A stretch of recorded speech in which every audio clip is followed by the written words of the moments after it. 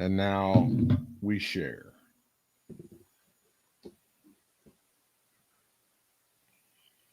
Don't forget, after Sunday, you know what to do. Flip those calendars. Don't forget to flip those calendars after Sunday.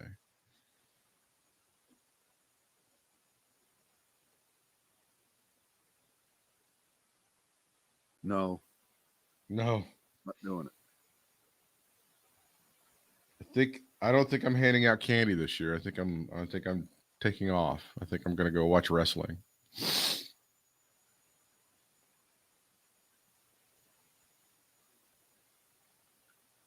That's called hating America, isn't it? It is.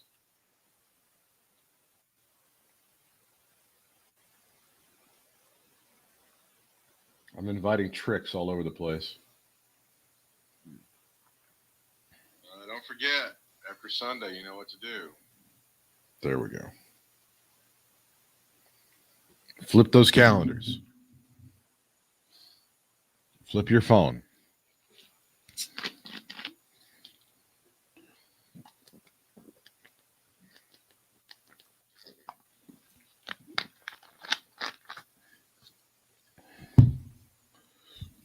Well, my thing is running slow today. That's what. Never mind.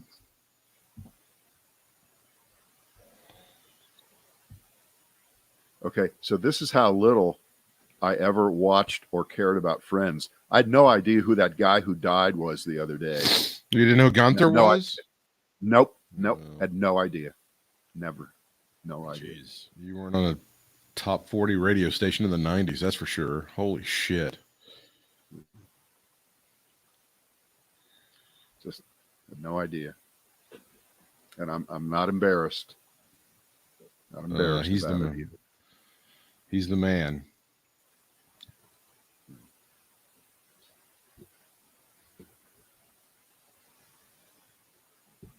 Let me check. Check everything.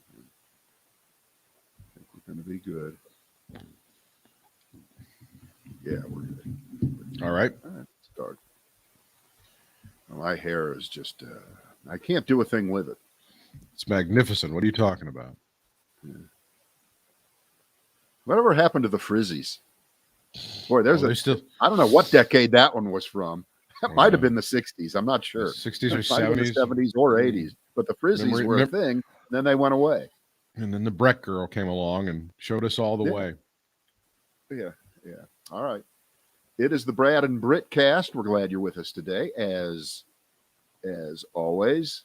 I don't know. You probably watch more of the World Series, and for folks coming up, the younger folks, that's the end of the baseball season. The last possibly 7 games where they decide who the winner is. Because I know that the youngsters they don't watch the baseball. It's basically an old man sport at this point. We know that. It's the Stanley Cup of baseball, is what it is. Yeah, that works.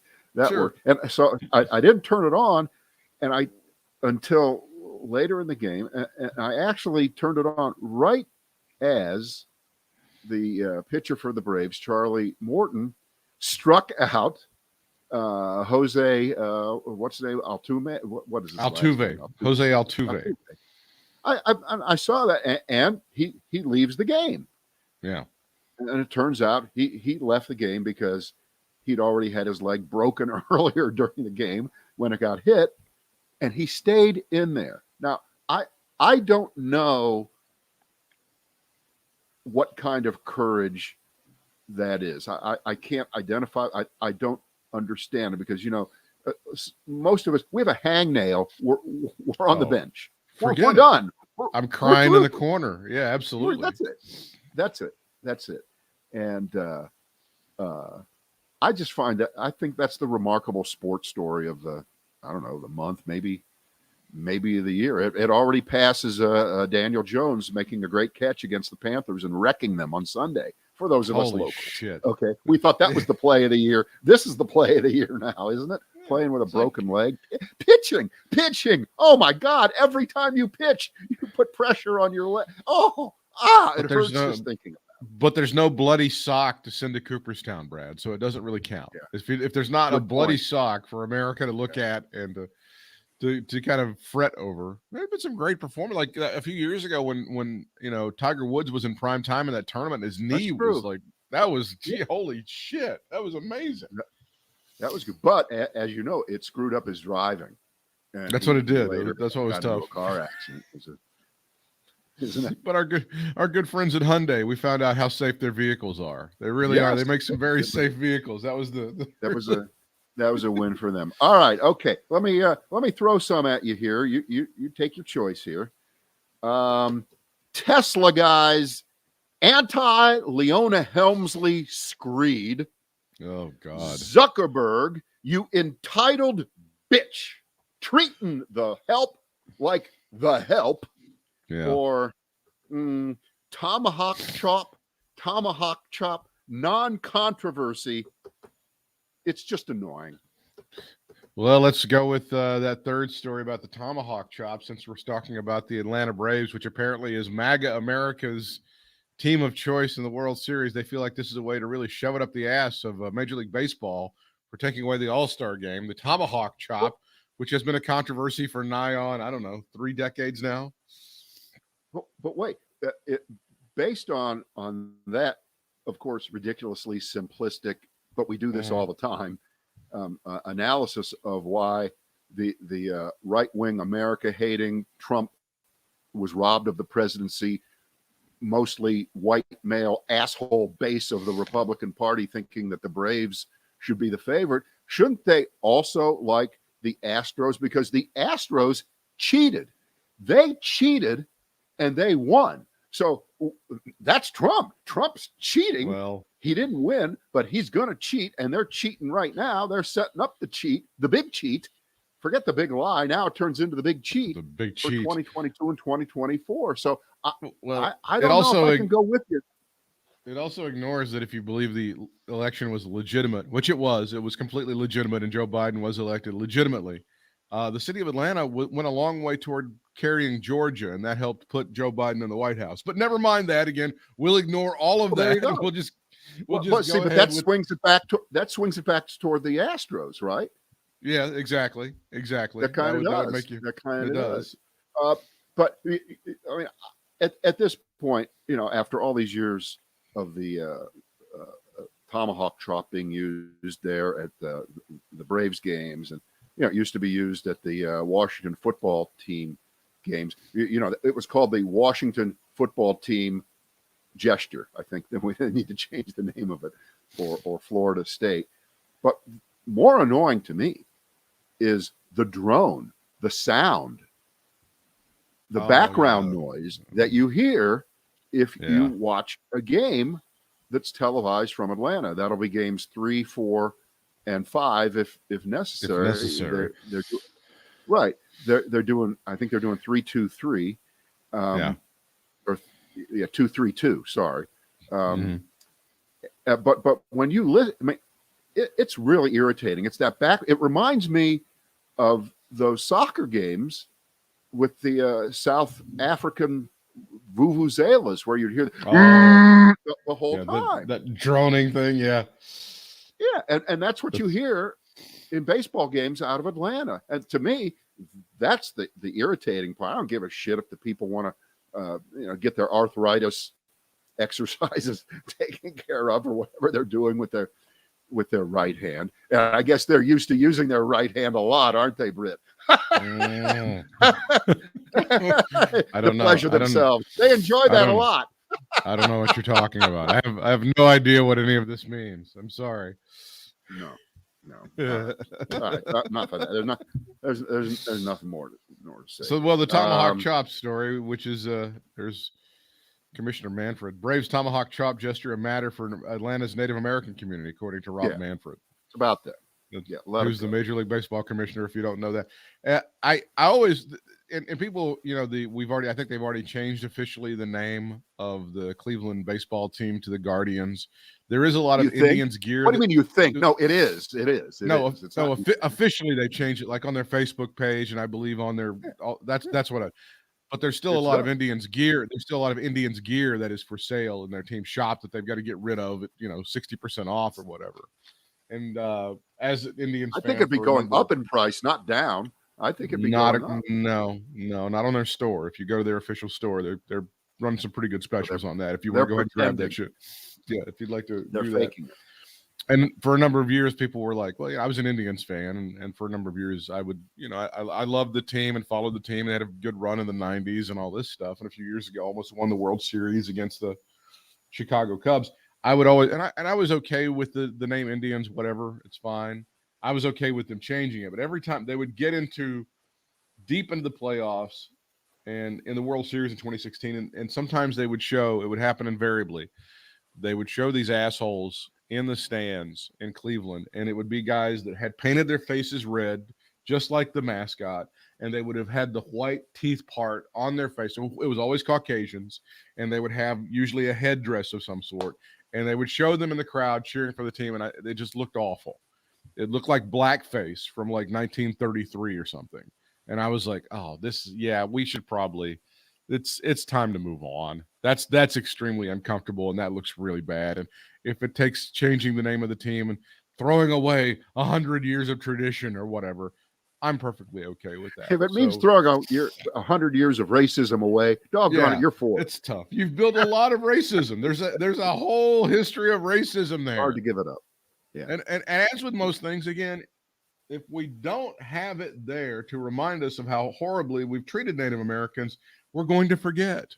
That's why I don't know who Hitler is. There's no statue of him anywhere. I don't know who Timothy McVeigh is. There's no statue of Timothy McVeigh or Charles Manson. I don't know who those people are. Speaking of that, for folks anywhere and folks around where we are, the two Observer twins, the Charlotte Observer and the Raleigh News and Observer, are both running several stories. It's a several longer pieces, all about the statues, the Confederate what to make of it now. What do you do with them? Where are they? I mean, it's a full review of what we've been through and a reminder. And they do a good job of actually nailing down the two eras where the Confederate statues went up big time. The first time was 50 years after the Civil War. And that's because at that point, the surviving people from that war, the Confederates who made it through, they were old. And at that point, it was decided that this is a great time to make sure we never forget the courage of what these people did, fighting for their families, fighting for their land, fighting for what they believed in. And remember, so it's 50 years after the Civil War ends, which in a sense would be comparable right now to Vietnam. Vietnam ends in 75 officially, and we're almost to 2025. That's 50 years later. So there are no young Vietnam veterans anymore. They are older. So that's how long it took for them to really start throwing these statues up big time, in addition with trying to cement in Jim Crow ideas into the, and then of course another 50 years goes by and you're 100 years past the Civil War, and that coincides with the civil rights movement in full gear, civil rights legislation really taking hold in Congress under President Johnson. And that follows the decade of Brown versus Board of Education in the earlier 50s, and there was a Civil Rights Act in 1957. That's when you start seeing the stars and bars in popular culture among those people who want to keep segregation alive. Right. And more statues. Exactly. That's when I think it was 1957 when the stars and bars were added to the Georgia state flag and stuff like that. I believe that was when that happened. So yeah, sounds about right. That's so here we are, another 50 years later. Okay, a little bit more than another 50 years later, and so what do we have now? We have these statues being disassembled and taken down, put out to pasture, and some of them hiding in bunkers somewhere, and it's too controversial. They're too hot. They're too hot to put out in public. But we can't just course, destroy them. We can't just melt them down. We can't just get rid of them. We have to figure out. Can't do it. We got to lock them like the Johnny Carson tapes. Put them in a salt mine somewhere in Utah until we figure out exactly what we want to do with them. Well, but the difference is you can see those. They're not hidden. Those are just the master tapes, right? Those are just the master tapes. I can see the Confederate statues. I mean, I can pull up a picture on my computer right now and I can love it. I can print it out. I can put it on my wall. I can do all sorts of shit to it. It's great. That's disgustingly true. But of course, it's not the real thing that you can touch or that opponents can deface. And then there are those couple. And I can't think of them offhand. I have the article open in front of me. But you've seen where some big money people will take those statues and put them on their own land. Yeah. Because, of course, the controversy would be if it's in the town square or if it's on public land and there's taxpayers paying for it. And it's a government. It seems to be a government endorsement of fighting a war to keep people enslaved. That's what it seems to be. Right. So if you'd like that on your front lawn, sure. If you'd like to demote your lawn jockey to the backyard. Okay. Right. If your homeowners association will allow a 10-foot tall statue of Robert E. Lee or Jeb Stewart, then God bless you. It's a free country. You should be able to go ahead and do that and devalue every piece of property that's around you. That'd be a great thing. No problem. Yeah. As you know, and you've been to my house a million times, my landscaping skills are on a scale of 1 to 10. -3. They're not great. But if I had that Confederate statue in my front yard, it would be very difficult to decide whether to keep the pink flamingos surrounding the statue, the ones that I have out there right now. You can do such great seasonal things. Robert E. Lee could be holding a pumpkin this time of the year. It's so adorable. I mean, people love that shit. Jeb Stewart, you can put the Santa beard on him here in a month or two. I mean, it's really there's just so much stuff you can do with it. I don't understand why people don't have more of them at the house. Here we are thinking out of the box, just ad-libbing, just spitballing, and these are great ideas. They're amazing for the future. Yeah, they're fantastic. All right. Let's do Mark Zuckerberg and his inability to treat people well. Okay. Headline: Former Zuckerberg household employees sue. We have 2 former household employees of Mark and his wife, Priscilla Chan, now suing the securities operations assistant, whose name is Mia King.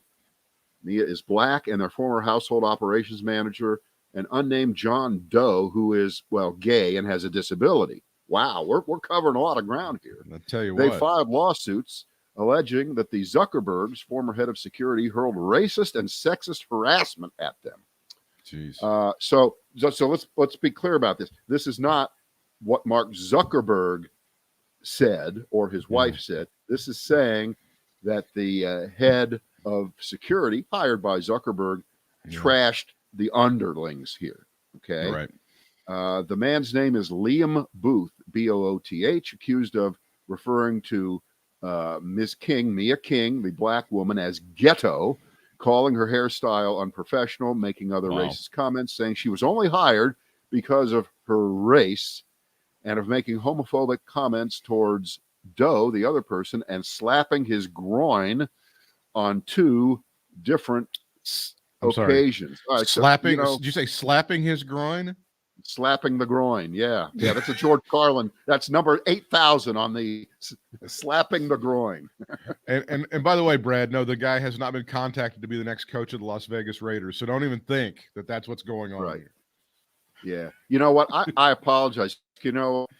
If you brought this story up, I'd accuse you of falling for something. This is a nothing. You don't think it's anything? No, it's a nothing. No, it's a nothing because it's not about Zuckerberg. Okay. It's just not. It's not in the scope of human events right now revolving around Mark Zuckerberg. This doesn't stand the test of. It isn't even too stupid to talk about. It was too stupid for me to bring up, and for that, I am deeply, deeply sorry. There will be an investigation. All right, next. Yeah. How about Tesla guys anti-Leona Helmsley screed? As a kid and as a teenager, I had no idea who Leona Helmsley is, and then David Letterman would work her into his monologues back in the 80s. So then, of course, it would make you want to find out more about her. Please go ahead and give me the Tesla guy story. Elon Musk is the first really super rich guy to come out and attack the Democratic plan that feels like it was just slapped together in the last few days because Kyrsten Sinema is out of her fucking mind. Can't think of another reason.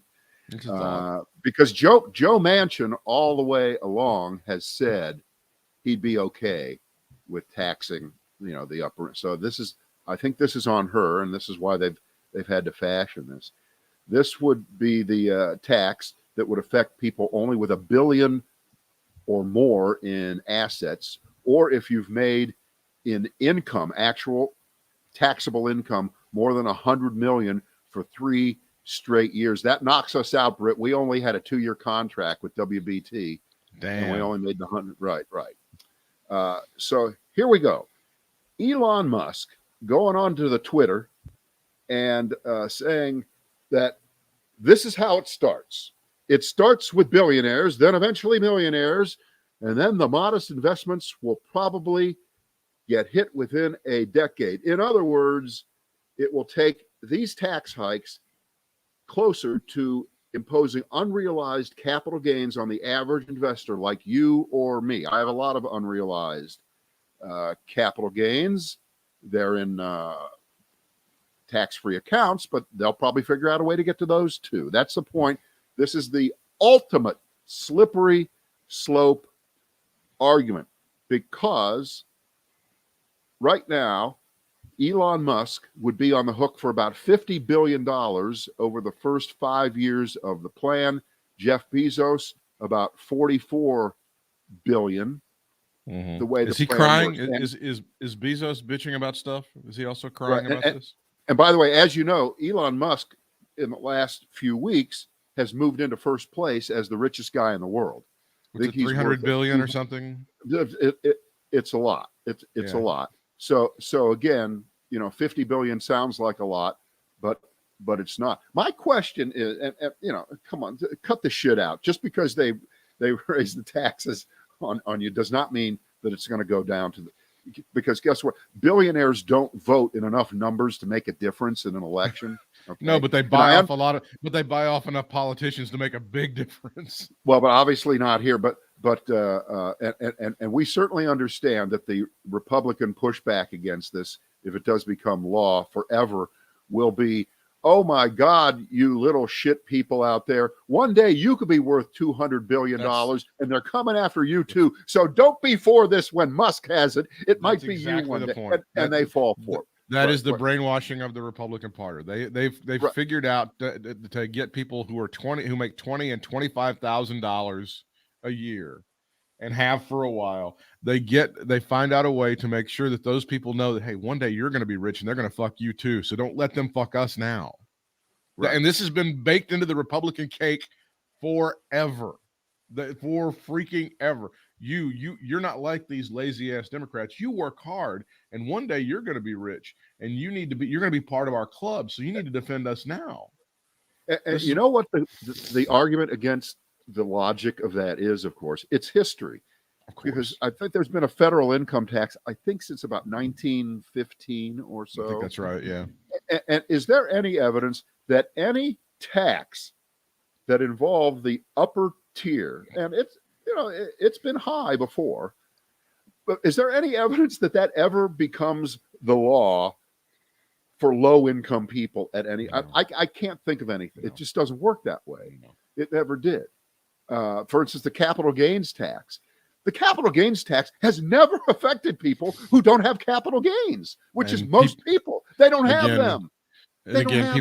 People who make $25,000 and $30,000 a year living in trailer parks in Alabama feel like they have to fight the capital gains tax, and they have no idea what it is. They have no idea how it works. They have no clue whatsoever. They have to fight they have to fight the estate taxes or, the onerous death tax, if you will, even though they realize that they'll never be anywhere close to having to pay any sort of estate taxes. But they feel, by God, we have to fight it. It's the worst confiscation in the history of humanity.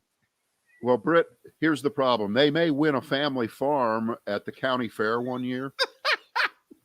They may win a 500-acre farm, which would be theirs. And then when they died, their heirs would have to pay. This is my only question about this. I don't know whether it's going to get through. I don't know what form it's going to take. But, we can see who they're going after right now. They're doing the Willie Sutton. Why are you going after the richest people in the world? Because they're the ones with the money. That's where the money is. But my question is, what happens in years where, and this has happened before, and I hate to put everything back on Trump, but as you know, he fell out of the Forbes 400. Okay. Mm-hmm. So let's just for a second assume that, even people as brilliant a businessman as Donald Trump is, can go south with their net worth. So if Elon Musk's net worth goes from $200 billion down to his last 10 billion, so he's minus 190. Yeah. How is that factored in? Do you get to suddenly use your losses against the taxes that you paid in the past? Do you get to delay? I mean, you know what I'm saying? Because right now, the way it's set, the way it's set up, as if you have stock losses that equal the amount that you've gained, they offset each other, and you really don't owe that much. But of course, you have to have sold for a loss, and you have to have taken your gains. Right. This brings in a complexity issue, and I'm not fronting for Elon Musk here. But those guys have. I'm sure they thought of this, but of course, guys like Elon Musk have teams of people working on this shit. To get him out there. He's got teams of lawyers and attorneys and no doubt accountants. About it. No doubt about it. But at this point, however, they are going to be fashioning something that will be taking into account what you just said. In other words, a lot of the rules that get abused now are ones that have been in place for a long time. And back when they were first put into place, nobody thought that we would be where we are, that they could be avoided as they are. But if you can start right now at ground zero and fashion the law, you can compensate for the idea that, yes, they're going to have 100 accountants working 100 hours a week to try to, but the money will be owed, and if it's owed, it must be paid. But I just want to know what happens when things go south and everybody suddenly figures out that Tesla stock really isn't worth $1,100 a share. It really is only worth $120, which is, there are some people who still are betting that stock short, and I know they get killed all the time, but who knows? Who knows? I don't think that's going to happen. If Elon Musk is down to his last 10 billion, I hope he figures out a budget and he can make it on 10 billion. I hope that he's able to cut corners. I hope he is. I hope he's able to make it some way, shape, or form. Right. So it was Leona Helmsley, the woman who, she's really from the Trump era, the early Trump era. They kind of crossed paths. They crossed paths in New York as the most hated New York rich person in the 80s.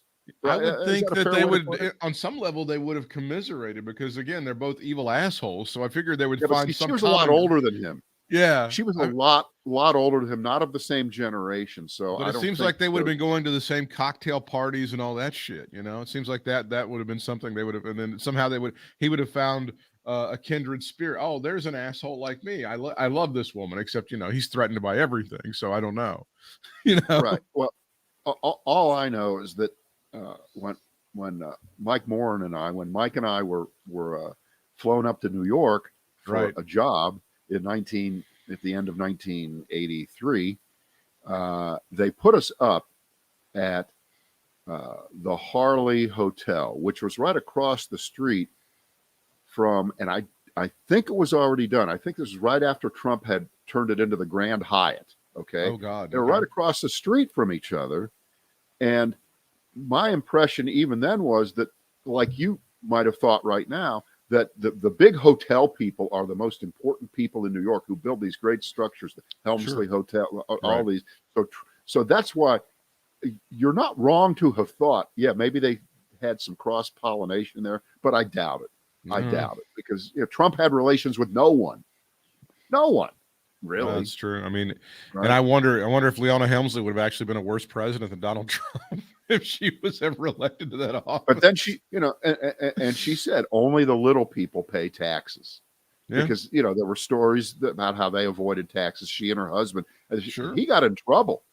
He got tagged, I think, by the feds. I don't know whether he did any jail time. The husband, Harry Helmsley, who was older than, and he died a long time ago. But the stories really never change. It's just the names, right? Well, if you start taxing Elon Musk and taking $10 billion of his income every year, that how many jobs he could create with that $10 billion. How many people are not going to be employed by that $10 billion by taking it. But that's exactly the point. First of all, it isn't 10 billion in income; it's 10 billion in wealth. It's 10 billion in wealth that he has that he didn't theoretically work for in a job digging ditches and get a wage, which that changes the tax system in a way that and I hate to be what we've become very often, which is trying to see how this is going to be turned around and shoved up Democrats' asses, particularly around election time. Sure. And, you can put the capital S socialism label on this big time. I don't think it's true. I think there is so much untaxed income. And remember, this is the same Republican Party, which, by the way, at one level should never be taken seriously about anything they ever do or say, because everything they do is a lie in bad faith and designed only to win elections and never do anything positive for this country or its people. But aside from that, putting that aside for a moment, they're going to say that only communist countries tax wealth, that real countries only tax income or some crazy shit like that. They'll say, the Russians tax wealth, and they'll come up with some cockamamie twist of what's going on. Wait, they will do that, and they will make it look reasonable, and it will be difficult, even though, of course, the Democrats will cite polls that say, 80% of people say rich people should pay their fair share. Well, guess what? This is their fair share. Now we're doing it. Not like it. And of course, it won't be liked.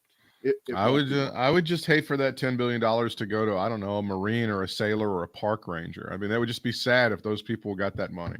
I would just be very, very sad. It's not that.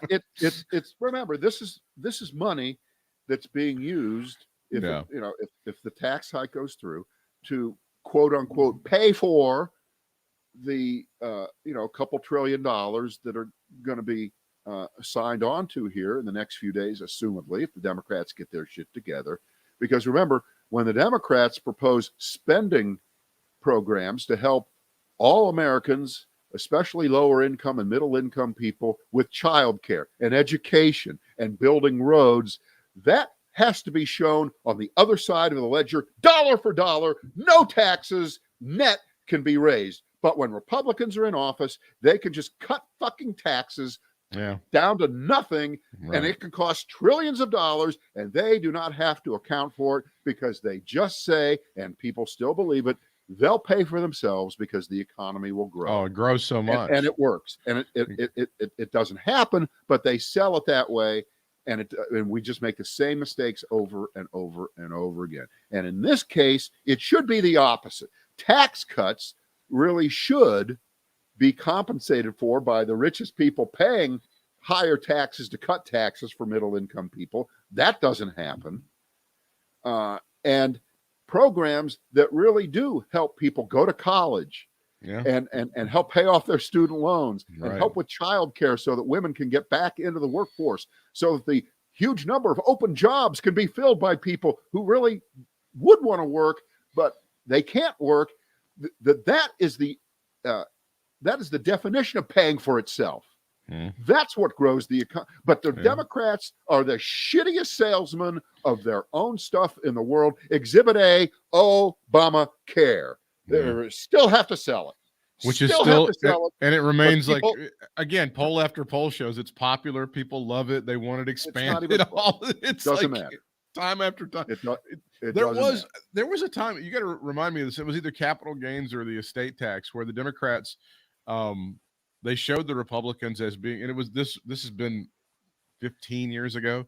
They were saying that the Republicans were like, they were using Paris Hilton as like their poster child for what the Republicans were defending. And it pissed off a lot of Republicans. I remember when Neil Bortz, we were working on that station with Neil Bortz, who was, his show was on right after us. Boy, that made him so mad when the Democrats used Paris Hilton as the poster child for what the Republicans were defending. He didn't like that at all. I'm sure that would have been the onerous death tax. Yeah. Because, she's due to collect X number of tens of millions of dollars at some point. And so the idea that when Paris Hilton inherits $100 million, that instantly 55% of that should go for estate taxes, that's the worst thing in the world. That's the end of America. I'm sure that's what it used. It was so great that they did that. Yeah. In fact, here we go. Got it. Here we go. Yeah. Took about two seconds. 2 seconds. Yeah. The Paris Hilton Tax Relief Act. That's what they call it. This is a commentary in favor of it not happening. Yeah. So I won't read it because it doesn't go along with what we want. It's funny though. I think it's funny. You're right.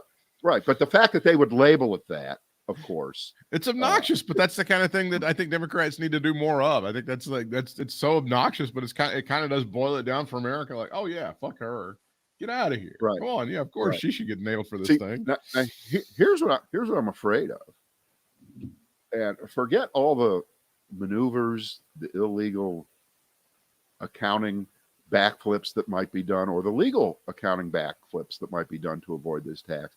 What if, and this is maybe not the worst thing in the world, but it certainly would avoid the money going into the taxes. What if Elon Musk said, all right, you know what? I can live on $1 billion easily.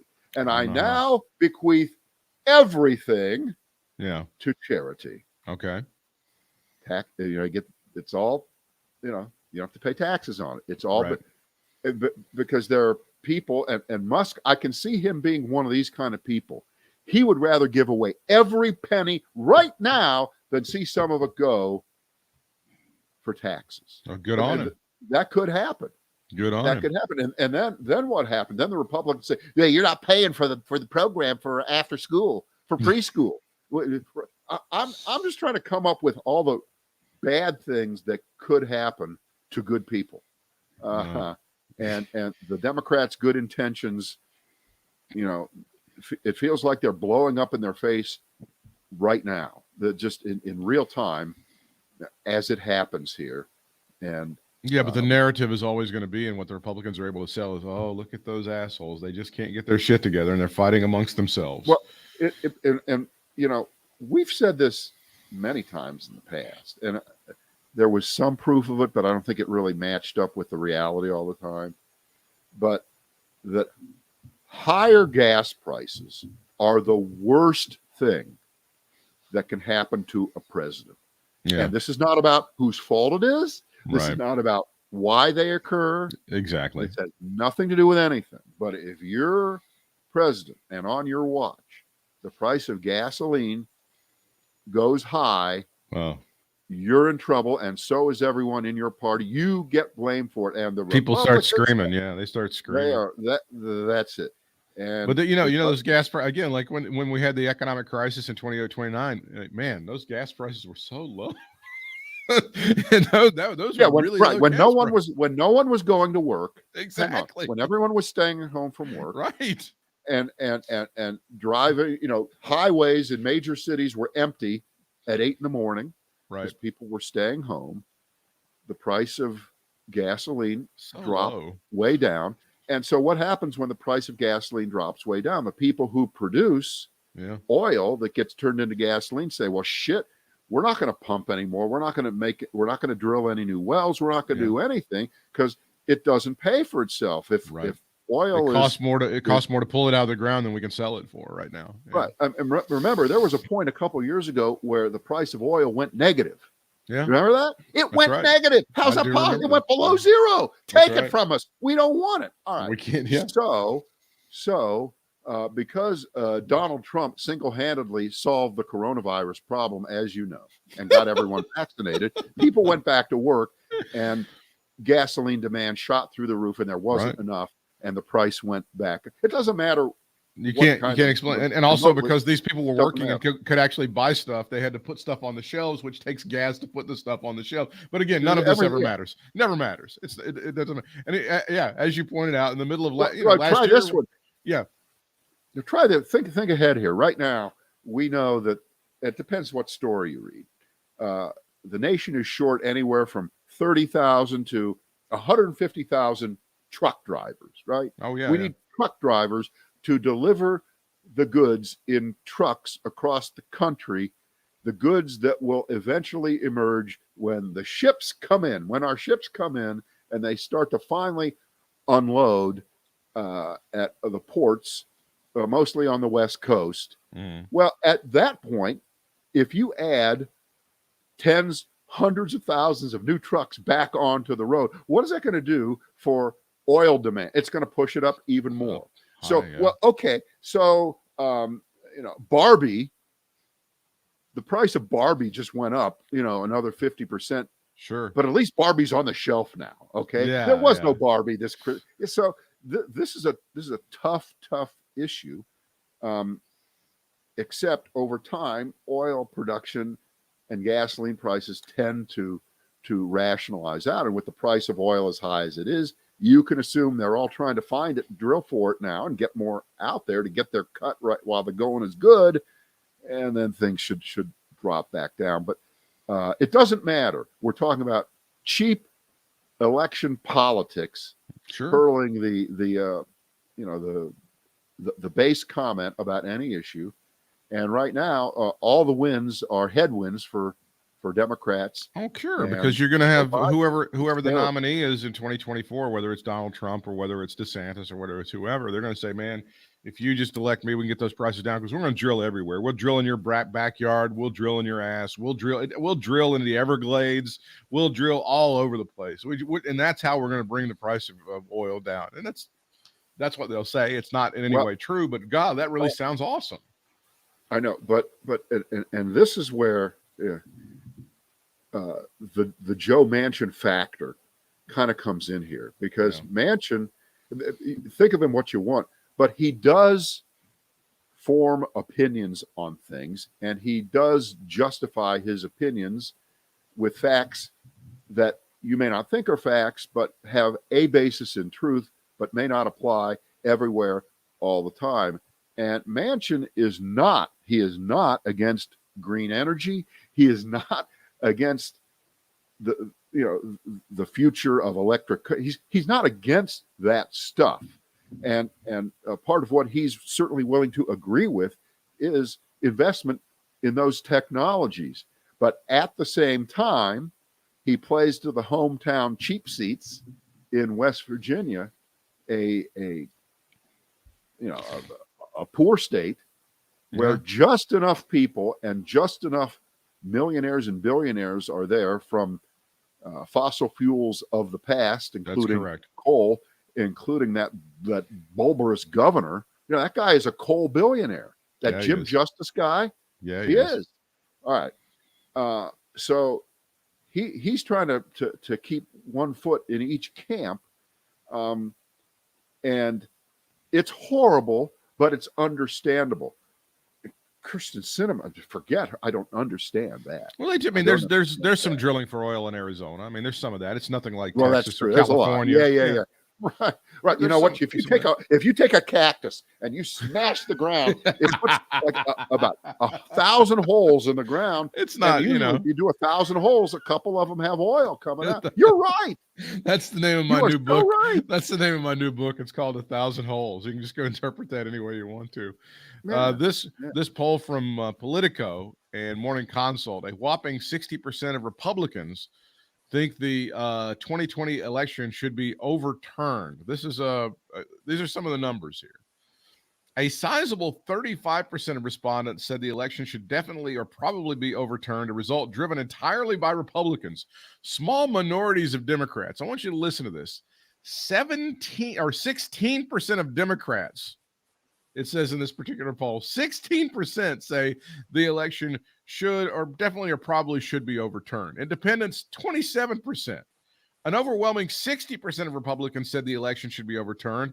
Within those voters, there is an immense gender gap between Republican men and Republican women who say that yes, definitely, or yes, probably the election should be overturned. It's stunning how these people continue to say this, and how this is what's been fueled.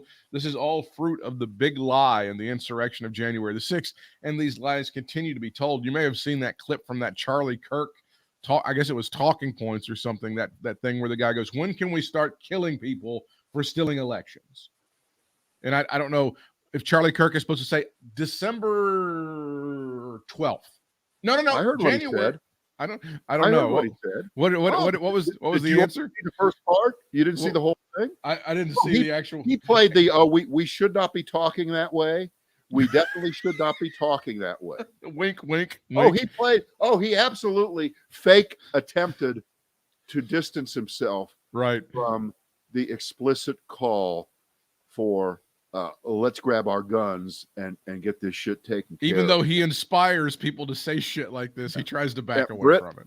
And Britt, I saw the Mediaite piece where he's supposedly quoting 68% of Republicans. Yeah. Okay. And I've been scouring. I swear I've read it 5 times. The original Politico piece that he's jumping off of. And I swear to you, that question is not asked. That question does not have a 60. He extrapolated that from other poll results, other questions. He came up with that. Wow. And Tommy Christopher has a history of exaggerating just a teeny tiny bit sometimes. He does a bit. Make the lefty point, and I love him. He's great. However, I'm a little bit concerned about that headline. It's a little bit unnecessary. Mm-hmm. The results of the poll are bad enough for real. Yeah, you don't have to fake it. Right. The most important thing that I got out of this, looking at it over and over and over again, is the number of, or the percentage of Democrats who are dispirited and probably won't show in 2022 versus Republicans. It's a lot higher for Democrats who say, I've had it already. And that wipes out everything. It doesn't matter what the attitudes are about this or that if Democrats don't show up. And I've gotten a ton of text messages the last few days begging me to go up to Virginia and knock on doors for Terry McAuliffe. Because, in a +8 or +10 Biden state, he's tied with this horrible demagogue who has latched on to this education bullshit, this banning books bullshit. I mean, every one of these stories is a culture war, wedge issue, central casting, Republican, divide your state, get parents whipped up. Merrick Garland on the hot seat in the Senate on Wednesday, getting lectured at and talked down to by that fucking asshole from Arkansas, Tom Cotton. Tom Cotton demanding he resign. You resign. You're coming after us for speaking up at school board meeting. How dare you? You should resign. That's what it is. And it's absurd. It's horrible. But this is what Republicans are doing. And it's from the top down. It's from the top down. The top now being the Senate plus the retired 2-time impeached person in Palm Beach and Bedminster, New Jersey, but they're doing it, demanding that Merrick Garland resign because school board members and county commissioners are being threatened with violence. And he dared say, you know, we need to be on the lookout for this. It's not legal to threaten. It's not legal to leave text messages or phone messages for people to say, we know where you live. We know where you live. We know the names of your children. We know where they go to school. You better do the right thing. Click. All right. And that's turned into now freedom of speech for Republicans. And how dare Merrick Garland, known Nazi war criminal, come after our freedom of speech. That's right. These are just concerned citizens. That's all these people are. They're just concerned citizens. Absolutely. And this we had a bunch of concerned citizens who stormed the Capitol on January the 6th, didn't we? We had a bunch of concerned citizens up there. Oh, funny how we don't want to talk about that, do we? No, we're not talking about that one. Strange. Yeah. So, I mean, this story about this guy complaining to his parents about having to read one of the old Toni Morrison books from the 80s. Yeah. And it's so filthy. It's so dirty. Oh, my God. You can't read blah, blah. Well, you do know the story. And this guy's like 35 years old now. Okay. Right. So this happened, whatever you're talking about, happened, 20 years ago. So now he's complaining. He must be damaged goods, right? All these years later. Right, that he thinks something that he was reading in public school was just so over the top, filthy, dirty, disgusting, blah, blah, blah, blah. And it's working. Yeah. It is working. It's a campaign. It's a big campaign issue in this governor's race. It really is. I would just ask this guy this. Do you have children? If he says yes. Do they have phones? Have they ever seen the internet? Do you think that there's anything that they can find in less than 1/10 of a second on their phone that far eclipses whatever you think, which was 2 lines in a Pulitzer Prize award-winning book by a legendary author, was going to hurt these children, and that you need to get involved in telling your school and schools everywhere in Virginia what they should and shouldn't. I cannot remember one time, I'm sure you don't either, I'm sure your mother or your father or your stepfather never thought for 1 second about marching down to your school and telling them what to teach. I mean, the whole concept. They were delighted. They were delighted that I would go into the library and actually read a book. I mean, that's like a thing that people were happy about back in the day. But that's the campaign ad. Terry McAuliffe wants your kid to see German porn. That's good. That's the deal. That's what they wanted them to believe. Yeah. I think you kind of boiled it down simply there. Wow. First it was Tipper Gore and music in the 80s. MTV, everything was going to ruin our kids. TV was going to ruin our kids in the 50s, right? And it always works. Every time. Always works. There's always a new generation that is willing to think that something your kid, who already knows about everything, is going to be damaged by something that he. This is my question, and this is not equating this guy, this Republican operative adult now, who's been able to turn this into a thing. This is my question, not to compare it to people who've been assaulted or violated in their life sexually decades ago. They suddenly come forward, and did you say anything 15 or 20 years ago when this book was part of the curriculum, or did you decide to say nothing until now? And we know the answer to that. The answer is now. The kid didn't say anything back then. It would have been a story then, right? It would have been a thing. Which is more dangerous, a 14-year-old with which is more dangerous, a 14-year-old with a Toni Morrison book in his hand, or an 18-year-old with an AR-15 in his hand? I'm curious. Which I'm not sure which one of those things is. Very interesting. Hey, drop that mic, baby. We're done. Drop the mic. Oh, God, you got it. I'm with you. All right. We'll see you on Thursday.